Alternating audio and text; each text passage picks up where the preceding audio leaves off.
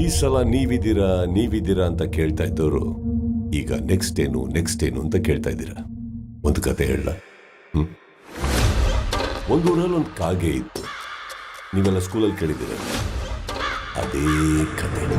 ಆ ಕಾಗೆಗೆ ಹಸುವಾಗಿದ್ದಾಗ ಒಡೆ ಮಾಡ್ತಾರ ಅಜ್ಜಿ ಹತ್ರ ಹೋಗಿ, ಅಜ್ಜಿ ನಮಗೆ ಒಡೆ ಕೊಡ್ತೀಯಾ ಅಂತ ಕೇಳ್ತಾರೆ. ಅಜ್ಜಿ ಪ್ರೀತಿಯಿಂದ ಒಂದು ಒಡೆ ಕೊಡ್ತಾರೆ. ಕಾಗೆ ಆ ಒಡೆನ ತಗೊಂಡು ಹಾರ್ಕೊಂಡು ಹೋಗಿ ಒಂದು ಮರದ ಮೇಲೆ ಕೂತು ಇನ್ನೇನ್ ತಿನ್ಬೇಕು. ಒಬ್ಬನ ಎಂಟ್ರಿ, ವಿಲನ್.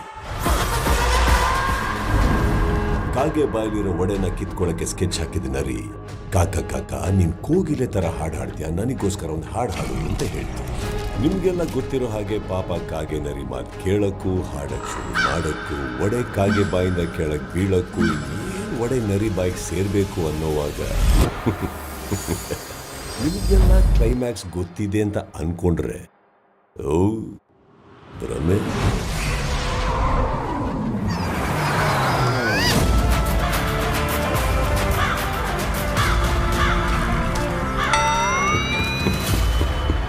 ಈ ಸಲ ಬಿಗ್ ಬಾಸ್ ಹಾಗೇನೆ ನಾವು 11 ಸೀಸನು ನೋಡಿದೀವಿ. ನಮಗೆ ಬಿಗ್ ಬಾಸ್ ಬಗ್ಗೆ ಎಲ್ಲಾ ಗೊತ್ತು ಅನ್ನೋರ್ಗೆ Bigg Boss grand opening September 28 ಸಂಜೆ 6 ಗಂಟೆಗೆ.